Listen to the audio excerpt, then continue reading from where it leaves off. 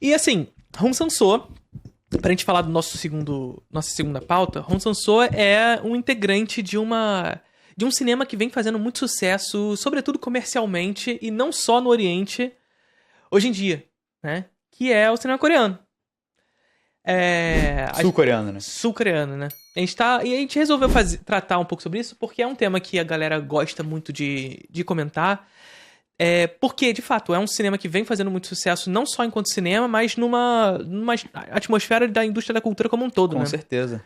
Os doramas são um fenômeno absurdo, sabe? As séries, os doramas, enfim, os grandes streamings estão investindo muito também nesses produtos audiovisuais que vêm da Coreia do Sul. E assim, é claro, e vale a gente comentar isso tudo, porque é claro que o cinema coreano hoje em dia é um dos melhores que vem sendo realizado.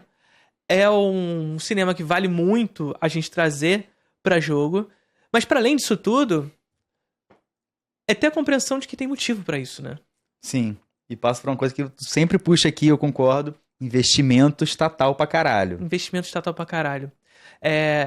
Só que eu acho que tem coisas a mais além disso. Tem. Porque assim, primeiro vamos começar pelos investimentos estatais, né? Porque assim, é claro que a gente discute aqui muito no Brasil, a gente precisa de investimento, a gente precisa de investimento direto, inclusive. Não é esse investimento que fica passando pra empresa, a empresa faz isso aqui, fica aquele negócio meio torto e tudo mais, que aí a empresa quer publicidade em cima, usa do artifício de tirar o imposto pra fazer publicidade pra própria empresa, aí quem manda no produto é a empresa, não é o próprio artista que deseja realizar. Sim. Enfim, então deve haver um investimento direto, que deve haver, claro, diretrizes do Estado para que esse artista capte esse financiamento, evidentemente. Mas, primeiro passo, muito investimento, muito financiamento, muita cota de telas, né, para que haja espaço, porque é isso, o mercado monopolizado internacional, ele vai ocupar o mercado exibidor nacional, né? Existe um mercado internacional que monopoliza a produção e, portanto, vai monopolizar também a exibição nas localidades. Uhum. E se não houver proteção dos países, sobretudo dos países do sul global, que são periferia do capitalismo... O Hollywood vai invadir. E isso é histórico, assim, não precisa pensar muito, tá ligado? Eu sei que liberal não costuma pensar, mas não precisa pensar muito. O cinema é a maior máquina de propaganda do século passado, gente. E continua sendo, sabe? E é isso, vale dizer que quando a gente diz cinema, a gente não tá falando só do filminho, a gente tá falando de televisão, a gente tá falando de TikTok, a gente tá falando de Instagram, a gente tá falando das Big Techs, né? Audiovisual, como um todo. Então, ter essa compreensão de que não tendo sistemas protetivos, o mercado monopolista ele vai invadir. E o mercado monopolista hoje, sobretudo quando a gente trata do Ocidente, ele é comandado por Hollywood. Sim. Que a gente já falou isso aqui inúmeras vezes, né? O cinema brasileiro tem como mercado o Brasil. Hollywood tem como mercado o mundo. Uhum. E claro, o capitalismo funciona como? Acúmulo infinito de riquezas. E onde houver uma barreira para continuar acumulando infinitamente suas riquezas, ele vai quebrar essa barreira, a custa do que for. Tem uma indústria forte no Brasil que está construindo público para o cinema brasileiro. Olha só, eles estão impedindo que o meu cinema americano entre. O que a gente faz? Destrói essa indústria. Isso já aconteceu na nossa história. É um processo. É por isso que as pessoas hoje veem, a série The Boys. Caraca, parece muito com o Brasil. Não parece, amigo. Você tá falando isso porque você tá martelado de propaganda americana na tua cabeça a tua vida toda, porra. Perfeito. E aí a Coreia do Sul faz o caminho necessário, digamos assim, né? Uhum. O caminho qual? Muita cota de telas, muito financiamento. A liberal adora dar de exemplo a Coreia do Sul, né? Lá, tá vendo? Olha, tá crescendo a Coreia do Sul. Pois é, com muito financiamento. E financiamento de filmes diversos. O pessoal fala, não, tem que financiar se for o Tropa de Elite 3. Não, estão financiando o filme do Bong Joon-ho, financiando o filme do Kim Ki-duk, não mais, né, que faleceu. Sim. Mas de Park Chan-wook, de cineastas que são totalmente diferentes entre si, sabe? Não tem nada a ver com o outro, sabe? Cinema de terror, cinema de comédia, dorama, série, tudo tá sendo financiado. Aí a Netflix vai pra Coreia do Sul e faz Round 6, sabe? Só que tudo tem uma razão pra isso tudo também, né, Matheus? Porque aí a gente começa a discutir. Claro, o sul global, como a gente já disse inúmeras vezes, é periferia do capitalismo. E o capitalismo deseja manter o sul global como periferia do capitalismo. deseja que nós, enquanto periferia do capitalismo, continuemos exportando insumo. Então que nossos artistas vão pro exterior fazer filme. Trabalhar no exterior. Mas não que fortaleçam a indústria nacional. Não que construa público para o cinema brasileiro. Uhum. Ou pro cinema coreano, ou pra qualquer coisa. Ah, Felipe, mas então por que a Coreia do Sul faz sucesso? A Coreia do Sul é, historicamente, base militar dos Estados Unidos. É o país onde tem a maior base militar fora dos Estados Unidos, se eu não me engano. Acho que tem 200 mil soldados americanos lá. Porque é um absurdo, é porra. base militar dos Estados Unidos. Não é nem ter a maior. O país é. É a base militar dos Estados Unidos. É uma das bases militares dos Estados Unidos. Então, assim, faz muito sentido para os Estados Unidos ter uma força cultural ali naquele contexto, porque ao norte tá a Coreia do Norte, perto tá a China, Uhum. ao lado tá o Japão, Rússia tá ali também. Então, assim, é uma zona geopoliticamente muito interessante para os Estados Unidos em se fortalecer uma indústria da cultura. Talvez seja o ponto geográfico da Ásia mais central que eles possam ocupar. Sim, perfeito. Principalmente porque eles não conseguem entrar na China e na Índia, né? Que são os dois grandes mercados ali na Ásia. Eles não conseguem entrar justamente porque tem uma indústria forte. E lá não é qualquer coisa pra destruir a indústria, porque aqui no Brasil você entra fácil. Lá não é assim. Lá tem bomba atômica, tá ligado? Então assim, vou entrar aí, dane-se. Vou fazer uma guerra com vocês. Sinto muito, meu amigo. Não vai, não. É China, é Índia, não é qualquer coisa. Não é qualquer Brasil, não é qualquer Chile que tu assassina um presidente na década de 80 e bota um governo militar lá e foda-se. Não é assim. É isso, é assim que se constrói, inclusive, demanda pra cinema. Mata um presidente, sabe? A pessoa fala, mas tá falando de política. Amigo, tá tudo conectado. Tá tudo conectado. O cinema é do jeito que é por causa do mundo, e o mundo é assim, política, Sim. tudo influencia, tudo conectado, gente. Não tem como você analisar as coisas isoladamente. Não existe essa Sim. imparcialidade que as pessoas querem que a gente tenha, sabe? E aí é aquela questão que a gente sempre fala, né, Matheus? Por que a Coreia conseguiu? Por que a Coreia do Sul conseguiu e a gente não consegue? A gente tem que fazer igual a Coreia do Sul. A gente sempre tem que ter em mente que cada lugar carrega particularidades culturais e geográficas. E Você vai comparar o Brasil com um país que tem uma trajetória totalmente diferente, tá em outro canto do mundo, tem outra cultura, tipo, veio da Coreia, que tem uma história de trocentos milhões de anos, sabe? Não, e que tem uma condição geopolítica recente diferente, distinta. Sim. Assim, faz sentido para os Estados Unidos ter ter a Coreia do Sul crescendo culturalmente.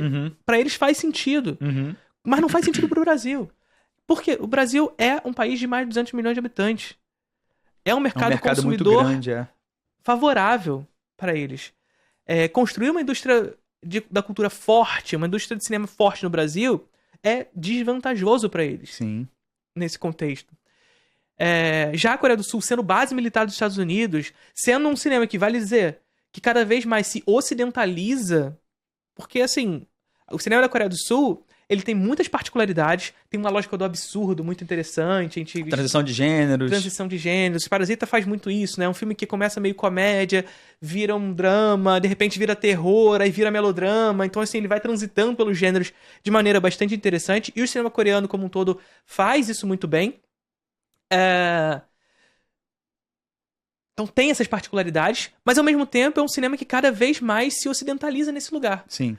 O Hong Sang-soo talvez seja o que menos está nesse lugar, né? O Com Hong Sang-soo é certeza. muito particular mesmo, a lógica de fazer dele. Assim, obviamente ele faz parte do contexto sul-coreano, mas ele é um diretor muito único também nesse contexto, sabe? Total. Tipo, o Park Chan-wook tá fazendo coisa americanizada. Sim. O Bong Joon-ho fez o Parasita, que é um filme super acessível pro público ocidental, pro mercado ocidental como um todo. E tá fazendo agora, produzindo a série do Parasita Remake, que vai sair na HBO, sabe? Sim. Aliás, digam pra gente no Superchat, não, no LivePix, qual é o seu cineasta sul-coreano favorito que a gente vai ler aqui no final. Boa. E aí é isso, né, cara? Quando a gente tem essa compreensão de que existe geopoliticamente uma condição de fato para que o cinema coreano se desenvolva, a gente tem a compreensão, mais uma vez, que nós somos periferia global do capitalismo. E nesse sentido, para além da vontade política do cinema brasileiro crescer, porque tem que haver essa vontade política, evidentemente, há também barreiras internacionais para que esse cinema brasileiro se desenvolva. Porque, evidentemente, um mercado monopolizado internacional que deseja construir sua base de distribuição no Brasil, ele vai criar mecanismos para impedir o crescimento dessa indústria no Brasil. E isso não é só no cinema. É qualquer área da produção econômica também. Não à toa que o sul global mantém-se nesse status, digamos assim, geopolítico de exportador de insumo, de produtor de insumo, de fato, para atender às demandas do norte global. Uhum. Demandas tecnológicas, inclusive, do norte global. E aí a gente vai lá e compra o produto elaborado. E é mais ou menos o que acontece com o cinema, né? A gente vai para as salas de cinema, é tudo cinema americano. E aí a gente assimila o cinema americano como nacional. E o cinema brasileiro como gênero. Né? A gente nacionaliza o cinema americano. E a gente, quando fala, me indica um filme estrangeiro, a gente nunca tá falando sobre cinema americano. A gente sempre tá falando sobre cinema da Coreia do Sul. A gente tá falando cinema francês, europeu como um todo. Mas nunca o cinema americano. É filme americano, filme estrangeiro, Europa, Ásia, África e filme brasileiro. Filme brasileiro. É outra coisa também. Que é uma prateleira da locadora ou uma aba do streaming. O cinema americano é o primeiro mundo, o cinema europeu e o resto é segundo mundo, e o cinema brasileiro é o terceiro mundo. Terceiro mundo. É tipo isso. Então, a gente tá falando aqui de cinema coreano, mas vale a gente fazer toda essa questão porque o grande crescimento da Coreia do Sul não passa só por investimento. É evidentemente que o que fez a Coreia do Sul crescer foi investimento, mas também uma condição geopolítica favorável para que a Coreia do Sul crescesse. Porque não houve impedimentos desse mercado monopolizado a impedir que a Coreia do Sul crescesse culturalmente. Se houvesse, a Coreia do Sul provavelmente não estava crescendo culturalmente como está crescendo. Mas não há esse impedimento porque a Coreia do Sul é base militar dos Estados Unidos. Ponto. Agora, indústrias da cultura de outras localidades no mundo, sobretudo no sul global, a não ser países como a Índia, tem muitos problemas para crescer, porque não é só bota investimento aí. Existe uma pressão internacional desses mercados monopolizados que fazem, inclusive, com que haja pressão nacionalmente pelas esferas públicas, né? A gente vê um cenário de uma Bollywood. Não, eu digo no Brasil, o nosso Congresso, um Congresso extremamente conservador e um Congresso que está a serviço dos interesses internacionais, sobretudo quando se fala de cinema. Com certeza. Nosso ex-presidente batia continência para a bandeira americana. Sim, mas... E a galera gritando USA no evento. Vale dizer assim, é claro que estávamos muito pior. Assim, o cenário pré-Lula era um cenário de destruição completa do cinema. Sim. Então, assim... Claro que foi um avanço. Mas vale dizer que nós estamos num cenário de avanço, evidentemente, mas que também rabinho entre as pernas do mercado internacional. Nós estamos passando cotas de telas, nós estamos passando regulamentação de streaming, muito legal que estamos passando, mas regulamentação de streaming, cota de telas, que também, olha só, tem que agradar o mercado também, não dá pra agradar só o vai ter filme brasileiro, mas vai passar ali quinta-feira, 2 horas da tarde. A cota de telas que tá passando, inclusive, ela é melhor do que a cota de telas anterior. Tem avanços. Mas vale dizer que a gente ainda permanece nessa. Mas isso está intimamente relacionado às limitações da social-democracia, sabe? Da social-liberalismo, né? Que é da esquerda, mas quando for, vamos caindo pra direita, tá ligado? Então... É a esquerda até onde você pode lucrar com aquilo. Sim, perfeito. É até onde dá pra agradar onde é necessário agradar esse mercado. É uma esquerda que ela vai pensar no trabalhador como alguém para ser incluído como consumidor. Como consumidor. É isso. Mas perfeito. não é liberdade. Perfeito. É não inserir esse trabalhador como alguém com agente poder da cultura. É como um consumidor da cultura. Exatamente. E aí, consumir o quê? Aí a gente está a serviço desse mercado internacional. Então, é isso. O cinema brasileiro não cresce o cinema coreano cresce e o cinema brasileiro não cresce por quê? Porque a gente tem uma dinâmica completamente distinta, geopoliticamente falando, e em razão, em detrimento do que vive a Coreia do Sul. Não a melhor Coreia, a Coreia do Sul. Mas tem outros bons cineastas além do Hong Sang-soo, né? Tipo, o Kim Ki-duk, canceladíssimo e tal, mas ele fez, Primavera, Verão, Outono, Inverno, Primavera. Eu conheci por você também. Caralho, quando eu vi esse filme, eu falo assim pra Manu, ela fica louca, tipo, caralho, eu preciso ver esse filme e tal. Aí eu mostrei o trailer, ela, nossa, eu vou chorar muito vendo assim, porque é muito emocionante, cara. É lindo. São dois monges que moram numa casa no meio de um lago, assim, num vale. E é mais mostrando, assim, como o passar do tempo cuida da relação deles, sabe? A relação deles mesmo, deles com a natureza, deles com a filosofia deles. E como eles vão evoluindo, digamos assim. Sim, com a passagem do tempo. Tem um negócio meio de Sísifo ali também, do trabalho constante, da rotina que se repete. Nossa senhora. E como a paisagem mesmo vai se modificando junto com os personagens, vai assumindo uma espécie de determinação desses seres, né? É lindo demais. É uma pena que o King Duke ele seja um diretor meio Benjamin Button, né? A gente já falou aqui. Nossa, apodreceu legal, né? Foi apodrecendo com o tempo. Não só enquanto pessoa, né? Porque foi entrando num negócio meio obscuro. Mas também como diretor mesmo. Porque assim, é loucura o que ele fez com a carreira dele. Ele era conhecido como cineasta do silêncio, né? Os filmes dele eram super silenciosos. Primavera, Verão, Outono, Inverno e Primavera é um filme muito silencioso, muito onírico. O Casa Vazia, a mesma coisa. Samaritana e tudo mais. Você pega um Pietà. A partir de Pietà, o Pietà ainda tem a lógica do silêncio, né? Mas já começa o negócio da violência, né? Que o King Duke diz que ele começa a se inspirar em Tarantino. Dizia, né? Que ele começou a se inspirar em Tarantino. E assim, nada contra Tarantino, Eu gosto muito de Tarantino, mas porra...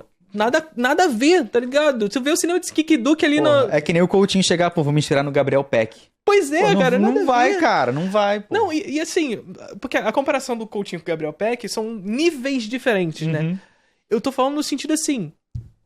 É um cara... É tipo pegar, sei lá... É muito distante mesmo, né? São artes muito distantes. É o Messi se inspirar no Maldini. Tá ligado? Não faz sentido. O cara é zagueiro, o outro é... Sabe? Nada a ver. O cara era um diretor do silêncio. Ele começa a se inspirar no cara da violência extrema. E, porra... E ele começa a fazer um cinema... ruim. Muito ruim. E que não tem o DNA dele, pô. Não tem. Ele se perde completamente... mas assim, ainda deixou pelo menos ali o Casa Vazia, o Primavera, Verão, Outono, Inverno e Primavera, alguns bons filmes. A Ilha é um dos meus filmes favoritos dele. A Ilha eu não vi. Pô, assiste esse filme, cara. Esse filme é incrível. E do Bong Joon-ho, qual é o seu favorito? Memórias de Assassino. Memórias de Assassino é bom pra caralho. O meu favorito é o Cão que Ladra Não Morde, que é o primeiro... Assisti. Porra, é muito foda. É a história de um cara que ele é super frustrado com a vida e os cachorros do prédio dele todos latem. Aí ele pega os cachorros e começa a jogar lá de cima pra matar o cachorro. Caralho. Minha noiva tá me encarando aqui. Eu já te falei sobre isso, amor. Porra. E você falou que não vai ver o filme nunca. Tudo bem. Mas é do caralho, porque virou uma questão social ali, sabe? Ele consegue desenvolver muito bem. Eu acho que é o filme que ele consegue construir um clímax mais dramaticamente forte, sabe? Porra, vejam um Cão que Ladra Não Morde. É do caralho esse filme. Sim. O Memórias de Assassino é um bom exemplo sobre como é o cinema coreano nesse sentido, né, cara? Porque tem... É isso, é um cinema que é muito americanizado. O cinema do Bong Joon-ho é muito americano, tanto que ele foi pra Hollywood, né? Sim. Então é um cinema muito americanizado, mas você, em determinados momentos, você sente o peso do cinema coreano ali. Sim. Né? Então, no Parasita, por exemplo, a gente tem aquela lógica mais americanizada, mas de repente a gente tem a cena do cara trabalhando no porão, que é um negócio que quebra muito, sabe? Mas eu digo até em cenas um pouco mais esporádicas, assim, por exemplo, quando eles vão tentar convencer que a empregada é uma pessoa ruim. E aí eles jogam ketchup e eles convencem a pessoa que o ketchup é sangue. Numa lógica mais realista, assim, porra, tá de sacanagem. Mas... A própria voadora que o detetive dá no Memória do Assassino, pô. Do nada ele dá uma voadora no cara. É muito foda, mas... Você tá num interrogatório com um maluco, super Hollywood, assim, interrogando. De repente vem um cara voando, assim, com uma voadora em cima do cara. Parecia o Lindomar, o Sub-Zero brasileiro, né? Parece o Liu Kang, tá ligado? do Mortal Kombat. Então, assim, é isso. Essa lógica do absurdo que quebra um tanto a dinâmica, a mise-en-scène, quebra a diésese do filme. Sim. Que tá te construindo uma coisa e de repente vem um absurdo, assim, que te joga pra um outro lugar. É muito comum isso no cinema coreano, né? E que diferencia muito o cinema coreano do que é produzido em outros lugares. Eu acho que Memórias de Assassino é meu favorito Mas tem o Mother também, que é um filme bem... O Mother eu não vi. Interessante, eu gosto. Eu não gosto muito daquele O Hospedeiro. Também não gosto, é um filme bastante cultuado, mas eu não curto muito. É um filme de terror coreano, inclusive o Ponzi falou pra gente falar dos filmes de terror coreano. Mas esse eu não curto muito. O Lamento você gosta? Eu não lembro o nome do diretor. Eu também eu não assisti o Lamento, é o The Wailing, mas eu não... Cara, a primeira vez que eu vi eu adorei, eu ainda acho o final muito impactante, mas é um filme que ele caiu um pouquinho com o tempo, mas eu ainda acho que vale muito ver. É um filme que ele trata muito essa relação do sul-coreano com o japonês, sabe? Tem um conflito ali de cultura mesmo, muito interessante. Eles vilanizam um cara que é japonês, aí você vai analisando isso, só que você vai se aprofundando nisso. Só que acho que o filme acaba caindo numa parte um pouco preconceituosa em certo momento. Mas assim, acho que vale assistir ainda. Preconceituosos com o japonês? Com o japonês, é. Você entende culturalmente de onde vem aquilo, mas o filme meio que ele tentou criticar uma coisa e acabou caindo naquilo um pouco, sabe? Ah, cara, mas assim... Japonês é filho da puta pra caralho, porque assim, historicamente. é mais ou menos a gente ser preconceituoso com o português, tá ligado? Porque assim, são os colonizadores dele sim, lá, né? Sim. Então, o japonês é o colonizador histórico da Coreia do Sul. Eu lembrei então... daquela matéria que um cara falou: fulano no Japão quebrou o pacifismo histórico do Japão. Que pacifismo histórico é esse? É o único país da Ásia que invadiu todos os vizinhos, porra. É o país mais filha da puta da Ásia. Eu adoro cultura japonesa. Eu fui otaku, mas porra, é um país filha da puta, caralho. Que passado, hein, cara? Que passado. Fui otaku. Você usou aqui com tanta firmeza. Fui otaku. Que isso, não só otaku, eu comprava CD de rock japonês, pô. De rock japonês? Pegazeto, Larenciel, Hyde, Gacto, Miyavi. Ouvia tudo isso. A gente tem o K-pop e o J-pop. Nossa. Aí é com a minha noiva, ela entende tudo, mas não sei nada. Cara... Eu sei que tem um cara chamado Zico. Zico? É Zico, sei lá. Eu chamo de Zico, mas é Zico, alguma coisa assim. É melhor chamar de Zico pra tu que é flamenguista. É mais fácil, mais fácil. Mais tranquilo. Tem o Jungkook também, Jungkook, sei lá. Cara, você tá falando japonês, literalmente. Não, coreano. Coreano, esses. Tá. Então... Você provavelmente já conhece a Filmica. O que você talvez não saiba é que tá rolando uma promoção anual que você paga R$ 84,00 via Pix e tem acesso por 1 ano ao catálogo deles. E não é catálogo qualquer um não, hein? Tem muita coisa interessante, diversos polos diferentes do cinema. Você vai ter acesso a filmes da Chantal Akerman, da Vera Shilitova, da Claire Denis. É muita coisa de todos os cantos do mundo. Inclusive tem filme brasileiro. Vaga Carne da Graça Passou, um dos grandes filmes brasileiros da década passada pra mim, tá na Filmica também. A Filmica tá com uma interface nova tanto para web quanto para aplicativos e tá disponível para Android, iPhone, Android TV, Apple TV, Chromecast, Fire TV e muito em breve vai chegar também nas televisões Samsung e LG. Então não deixe de aproveitar essa promoção, pega os links aqui na nossa descrição, conheça a Filmica e o catálogo deles que tá incrível, não perde essa.